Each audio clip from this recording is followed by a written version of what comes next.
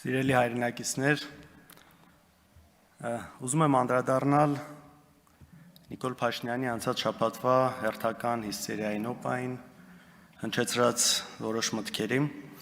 Եթե նկատել եք, օրինակ, արդեն նա այդքան այդ ջղաձգումների մեջ չի հայտնում, երբ նրան անվանում են թուր կամ դավաճան, ձեզ հայտնի որակումները, որը հաճախ տրվում է, կարծես դրանից նա այդքան խնդիր այլևս չունի, միգուցե հասկանում է, որ այդ պիտակը այնքան է նրան կպել, որ այստեղ անիմաստ է պայքարել, բայց այդ կոռուպցիայի հարցը նրան բավական մտահոգում է եւ այստեղ երևի թե տեսնում է, որ դեռևս հնարավոր է ինչ-որ բան անել։ Ուրեմն ինչպես են որակում, երեք նայում է Սրբուհի Գալյանի հարցազրույցը, ասում է ընդդիմությունը սադրել է եւ եղել է սադրանքի պատասխան։ Իսկ սադրելը որն է, երբ որ ընդդիմադիր պատգամավորը հարց է բարձրացնում, կոնկրետ հարց, որը պահանջում է պատասխան, ու այդ պատասխանը չի տրվում ու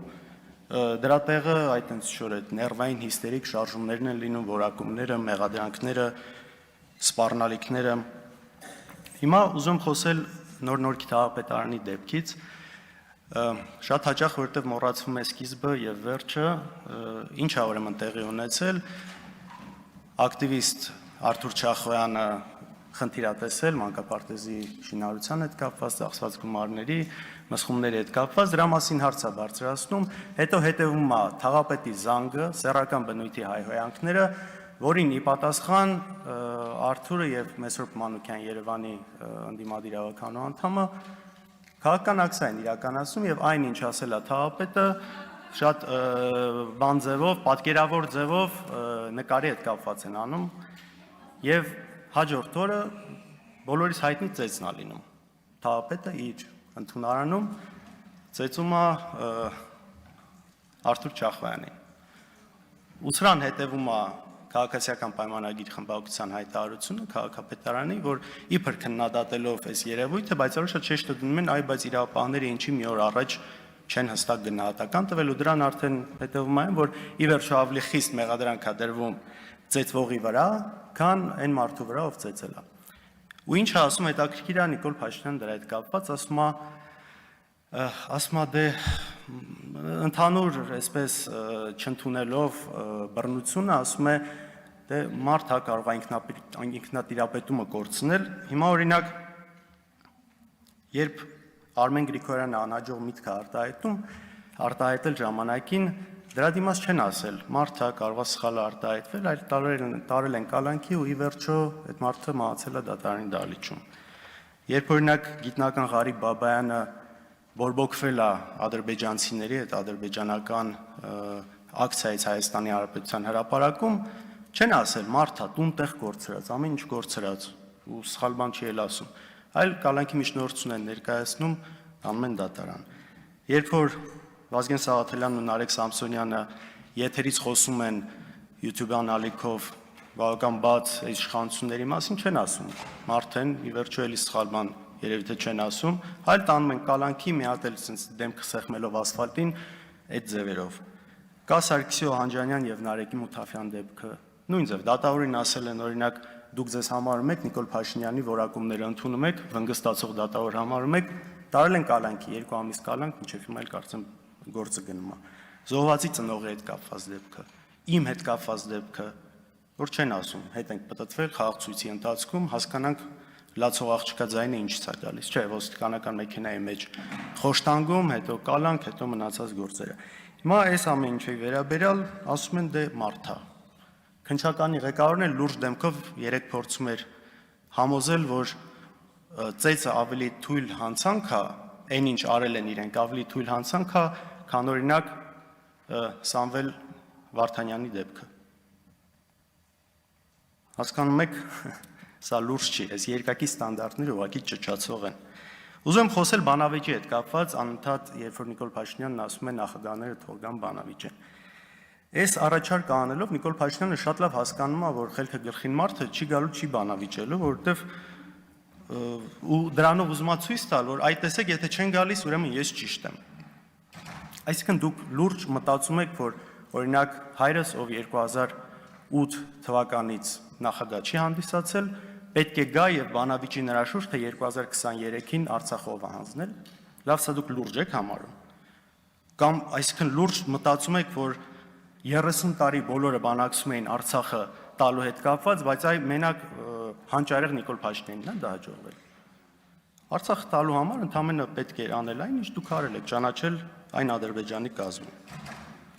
Պատկերացրեք, օրինակ ինչ որ մեկը ասում է լուսնի վրա կյանք կա, այ գիտնականներ, աստրոֆիզիկներ, եկեք բանավիճենք դրա շուրջ։ Նրանք ասեն, ու դու հիմար չես։ Ու ինքը ասի, այ տեսակ իրանք չեկան, ուրեմն ես ճիշտ էի։ Ասում է ամեն գյուղ գնում եմ, ամեն տեղ գնում են, ասում են ինչի Քոչարյանը նստած չի։ Դուք գիտեք մեզ ինչ են ասում, ինչ որ տեղեր են գնում։ Ասում են, այս անհայրենիք դավաճանների միջև հիմա ոնց է ազատության մեջ է մի բան էլ շարունակում են իշխանության մնալ։ Բայց ի տարբերություն շատ ասածների, այստեղ Նիկոլ Փաշինյանի ասածի մեջ ճշմարտություն կա եւ դա ունի պատճառ։ Ինչն է պատճառը, որովհետեւ տարիներ շարունակ շատ երկար, շատ մեծ ստի դոզա է այսպես տարածվել ամբողջ հանրության վրա եւ շատ բաներ մտել է շատերի գլուխը։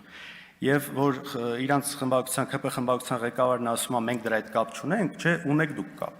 Նույն 4 միլիարդի հետ կապված, չգիտեմ, բանկեր, օդանավակայան, հանքեր, սպայկա, հիվանդանոց, ինչ սուտ ասես տարածվել է։ Ես չգիտեմ, մեր նորանկախ պատմության շրջանում ավելի շատ սուտ ու կեղծիք ու sense դեմոնիզացիա ինչ որ մեկի հանդեպ ավելի իրականացվել է, քան մեր հետ կապված։ Ու դուք եք դա տարածում։ Առաջինը այդ կեղծ նյութը արտատպել է Նիկոլ Փաշինյանի թերթը հայկական ժամանակը, հետո էլ հենց ինքը իր դատավորության ընթացքում դրա մասին բարձրաձայնում էր։ Այնպես որ սա միանշանակ է եւ հասկանալի է, որ մարդիկ ձեզնից լսել են տարիներ շարունակ դա, հիմա դուք 7 տարի է իշխանության եք, բարձր ձեզնից պիտի հարցնեն, պիտի ասեն, ես բանն եք ասել, բա ինչ եղավ։ Հիմա եթե վաղը մենք լինենք իշխանության, բա մեզ են նույնը հարց տալու, եթե ձեր հետ կապված գործողություններ չլինեն։ Բնական է, չէ՞ դա։ Շատ բնական է։ Իհարկե, պարկեշ կլիներ, որ ընդունեիք, ասեիք, գիտեք Ժողովուրդ ջան, սխալվել ենք ինչ որ հարցերում էլ չափազանցացված է եղել այն ինչ որ մենք պատկերացրել ենք կամ տարածել ենք, բայց ձեզնից պարկեշություննակալի երևի միամիտություն կլինի։ Անընդհատ կրկնվում է ապօրինի գույքի հետ կապված այն հայցը, որը մեր հետ կապված մուտք արվել դատարան 2 տարի առաջ։ Ժողովուրդ, ուզում եք ամեն անգամ կրկնեք սկզբից մինչև վերջ, վերջից սկիզբ, թվերը տարբեր ձևերով, դրանից էությունը չի փոխվում։ Այն ինչ դուք տարիներով մարդկանց ներարկել եք, առնվազն 50-ից 100 անգամ ավելի քիչ է, քան ինչ փաստացի կա։ Իսկ փաստացի կա այն, ինչը մենք միշտ ասել ենք, խոսել ենք, մեր անունով ա եղել, ոչ մի հանցավոր ճանապարհով ձեռք բերված որևէ գույք չկա եւ չկա գեթ մեկ լումա, որի օրինական բացատրությունը մենք չունենք։ Ապօրինի գույքի էս օրենքի մասով, որ ասում են այ ինչի են վիճարկել ՍԴ-ում։ Կա լուրջ խնդիրներ եւ ՍԴ-ի որոշումը դրա մասին է խոսում, ինչքան էլ չեք ուզում ընդունել, իհարկե ձեր այդ բռնազավթած ՍԴ-ն է, բայց նույնիսկ իրենք չեն կարողացել այս մասով ինչ որ բաներ կա շրջանցել։ Օրինակի համար ասեմ, որ կան ընկերություններ, որ ասում են մարդ 7000 մեր գործով չէ, ընդհանրապես 7500 դրամ օրինակ չի ունեցել ՍՊ-ում ՍՊ բացելու համար։ Ու հետեւաբար այն ինչ աշխատել է այդ ընկերությունը համարում են ապօրինի։ Այ այս կարգի աբսուրդային կետեր կան այս ամեն ինչում։ Մեկ էլ մի բան, որ անդադ ասում են, ինչից խոսում ենք անիվ կլինի, Արցախը հանձնել կլինի, սահմանազատում կլինի, ասում են, իրանք դրանից խոսում են, որովհետև խնդիր ունեն իրենց ունեցվածքը պահելու համար։ Սիրելի հայրենակիցներ, ունեցվածքը պահելու համար կամ պիտի խելոք վեր ընկնես տեղդ, փորձես լեզու գտնել իշխանությունների հետ, կամ պիտի ամեն ինչ վաճառես, թողնես գնաս։ Մենք ոչ մեկն ենք արել, ոչ մյուսն ենք արել։ Ու իմիջիալուց նման բան անողներ եղել են, օրինակները բոլորիդ հայտնի է։ Մենք դա չենք արել, մեր խնդիրը դա չէ, առնվազն մինչև 23 թվականի ամառը կարող ենք այդ ամեն ինչը անել, մինչև այս գործերը լինելը։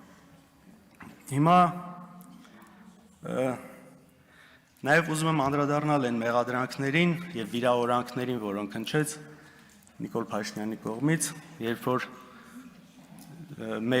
իմ ընդդիմադիր գործընկերներին նայելով ասում է համբալներ։ Հիմա հաջորդ օրը ինքը գնաց Մոսկվա, եթե չեմ սխալվում, ինձ հետաքրքիր է դուք ինքը նայել եք այդ տեսանյութերը։ Հիմա ով է համբալ էլի։ Կամ Ալեն Սիմոնյանը, որի կին գործընկերոջը ասում է դուրս կշպրտեմ դահլիճից։ Ալեն Սիմոնյանը թող իմանա, երբ որ ու ուշադիր լինի, երբ որ իրան դուրս շպրտեմ այնտեղից, բարձր է նստած շատ ցավոտ արներ։ Արտահերթ Շնորհակալություն։ երիտով հանդես կգամ ես։